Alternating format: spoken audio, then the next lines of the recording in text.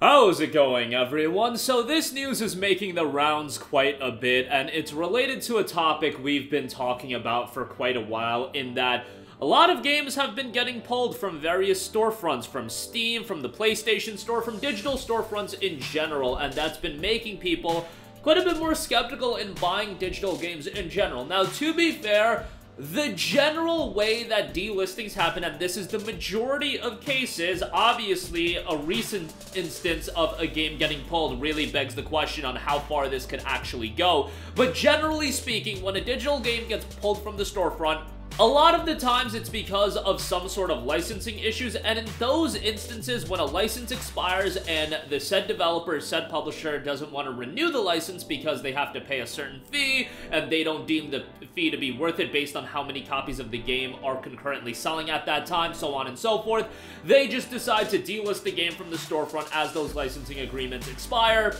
And then the game is gone from the digital storefront. However, generally speaking, the game will still remain in your library. A game like Deadpool, for example, I believe was pulled from digital storefronts, and that game, after it got pulled, if you had bought that game previously digitally, you're still able to download the game, you're still able to do everything. It's just that if you never bought the game, you're out of luck, you can no longer buy the game. However, things changed a little bit when The Crew recently got pulled by Ubisoft. Now, The Crew is a game that you would think would be able to remain as a game to be played offline. Racing games are always interesting because there's so many licensing agreements attached to racing games, whether it be from a soundtrack standpoint, whether it be the cars themselves, that you'll see racing games get pulled quite often. The Forza Horizon games, they get pulled from the Microsoft Store after a while. However, The Crew is an interesting instance where, and interesting may not be the right superlative to use here, but it's an instance where the game gets pulled from the storefront, and because of its live service nature and because of this online-only nature of The Crew, the servers have to remain up for the game to be accessible. But the game got pulled. The servers got shut down. What does that mean? Oh, you are SOL. Even if you bought The Crew, I don't know how much you ended up spending on The Crew. The game came out a decade ago, but when the game initially came out, you're talking about a $60 game. You're talking about a Ubisoft release, so even a decade ago, you damn well know there were deluxe editions, there were special editions, there were ultimate editions. They weren't all aboard on doing absolute nonsense like they do now as far as $130 editions and whatnot, but Crew was a game that was monetized via microtransactions as well, from what I recall. I played Crew when it initially came out. It's not like I was playing Crew 1 forever. However, even if that is the case, even if you're of the mindset of, oh man, this game is 10 years old, just go buy The Crew 2, go buy Crew Mode first. First of all, people spend money, hard-earned money on their game. What kind of precedent does this set when you spend $60 on a game and you are giving up power, you are giving up so much authority to the publisher, to the developer, and that is what you have to hyper-focus on. The Crew getting pulled, is it going to affect the majority of my viewers? Probably not. I don't know how many of you guys were playing The Crew 1. However, when you let stuff like this slide, when you let stuff like the Discovery nonsense that was about to happen, where all of that content was about to be pulled and people that bought that content, it doesn't matter if that content was, you know, bought by 0.00001% of my viewers and 0.00001% of my viewers cared about that. You are setting the precedent where you are giving up so much authority, so much power to the publisher, and at this point, we are pretty much already at the whims of the publisher. They can do whatever the hell they want. Digital games, and in this case, The Crew, even if you have a physical copy of the game, guys, it's a coaster now. It is a damn coaster, and it's one thing where you look at a game like MAG, Massive Action Game from 2011, I believe it was, 2010, January of 2010, Zipper Interactive, shout out to you guys, and that game gets shut down. That game's on PlayStation 3. It's not that accessible these days because Sony won't give us backwards compatibility. And that is a game that really relies on its online focus. Like, it's a 256-player online multiplayer first-person shooter. That was the whole gimmick attached to the game. That game, the server's getting shut down. Like, it is what it is. It's unfortunate, but there are so many aspects to that game where I'm just like, okay, it's becoming a coaster. I kind of understand why it's becoming a coaster. In the case of The Crew, I feel like it would have been so easy to preserve this game, and the fact that it's not being preserved is so wild. Now, let's actually talk about the topic of this video. So, as noted on PC Gamer, YouTuber Ross Scott is putting up a fight. I'll leave a link where you can find more information, but Scott has launched a new website, Stop Killing Games, to rally opposition to the games industry's assault on both consumer rights and preservation of media, as he puts it. With the crew as its prime example of the campaign, directs consumers around the world to sign petitions and submit complaints to regulatory bodies such as DGCCRF, France's Consumer Protection Agency. The basic legal argument is that video games are goods rather than services, regardless of the terminology game publishers may use, and goods should be rendered inoperable by the seller after we buy them. And I agree with that wholeheartedly. While games are called these live service model, that's a model that they employ. And Ubisoft is one of the most egregious publishers where they employ this live service model while releasing $60 games, while releasing $70 games, while releasing $120 Ultimate Editions. Ubisoft will monetize games to the nth degree, and they will continue to do whatever they can to monetize and monetize and monetize. They butchered one of my favorite franchises of all time in Assassin's Creed, and I perceive it to be butchered. I know a lot of you guys like it, but I know why they did it. It's so that they could take Assassin's Creed and monetize it to the nth degree. Now, Assassin's Creed is one of those games that, you know, servers shutting down for Assassin's Creed ain't gonna be the end of the world. I don't think that game is gonna get pulled. But again, we know the history of gaming. We know what these publishers can do. If you give them an inch, you're damn right they are at some point going to take a mile. You've got games like Suicide Squad being online only and having online only being a thing at launch.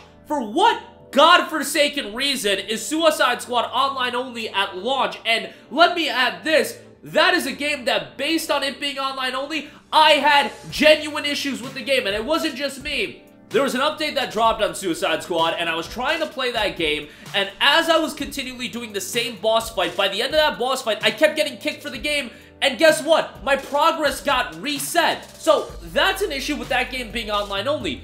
At some point, Rocksteady did say that they're going to implement an offline only mode, but what if that game came out online only and it remained online only? Again, you're giving them an inch at this point where people are okay with Suicide Squad, and maybe not okay. Suicide Squad was crapped on generally, but you're giving them an inch in the case of Suicide Squad being online only when it's a game that has no godforsaken reason to be online only outside of the fact that being online only, the only thing that I can think of, allows them to promote all the live service elements of that game, the monetized aspects of that game. It's a $70 game, but they damn well want to sell you all these costumes and all this nonsense, so it's online only. I feel the reason for that is to sell you on these costumes and whatnot, because there's no reason that game should be online only. Yes, it does have co-op, but that game should be fully playable as a solo experience. So, you're giving them an inch, letting this game launch as an online only product, and if that is accepted, at some point, they're going to shift to games like that being online only in general, because you're giving them an inch, they're going to take a mile. Let's say it ultimately gets to that point of being a mile where it's online only. Well, at that point, now this issue becomes a thing where if they shut down the servers for that hypothetical game, it's just gone forever. You paid money for the game, it's just gone forever. And again, it's kind of two different things working in conjunction here, where you see it with Ubisoft where they're shutting down a 10-year-old game that people paid for. I don't care if it's 10 years old, people still paid money for it, and some people a lot of money based on the monetization practices of it. And you couple this with the elements in gaming that you're seeing with like a Suicide Squad launching while being online only when it has no reason to, absolutely zero reason to be online only. Couple that together and realize that if it keeps going in that direction, there's an absolute disaster that could be brewing here. And I'm saying that's still probably a far ways out before it exploding into the absolute disaster that I can foresee it becoming, but I kind of feel like we're seeing the infancy of it, and a game getting pulled that people pay from, you could even say we're well past the infancy of it and the nonsense is already brought.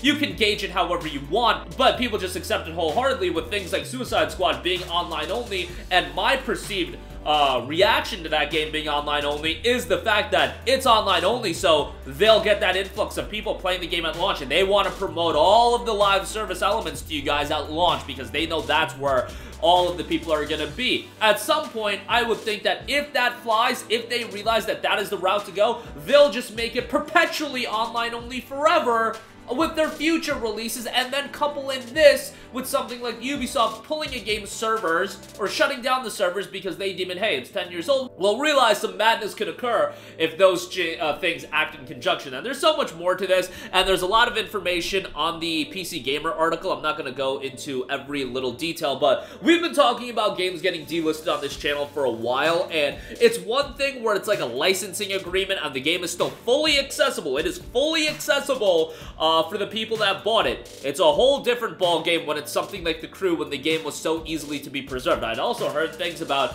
on the PC version of the game and the in-game files, there's mentions of an offline mode, and that just hasn't come to pass. And hopefully people push back on Ubisoft enough to the point where they realize that they effed up and they decide to implement some sort of offline mode, and all of this is you know, all of this leads to something good being happened. But I just expect nothing good out of Ubisoft these days. I just expect them to want to release games like Skull and Bones, release them at $70, battle pass them up the wazoo, $100 Ultimate Editions, 3-day early access gimmicks for single-player games like Prince of Persia: The Lost Crown, and so on and so forth. And I don't like Prince of Persia: The Lost Crown, but Ubisoft, you're one of my publishers that at one point I thought you could do no wrong. At one point you were dropping banger after banger, but these days I'm just like, man, it's just all about live service and monetizing these games to the nth degree. And I get it that gaming is a business, you're trying to make the most amount of money possible, but was Skull and Bones really something that was a net positive return? Was some of these other live service games a net positive return for you? I get it, you have successes like the Assassin's Creed games, like Rainbow Six Siege,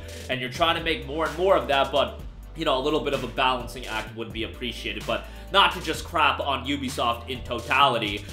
There's a lot of this nonsense going on, but The Crew is really one of the shining examples of the biggest form of nonsense. But that'll do it for me. Let me know all of your thoughts in the comment section down below. Definitely interested to hear from you guys. Sound off there. Thank you for watching, and goodbye.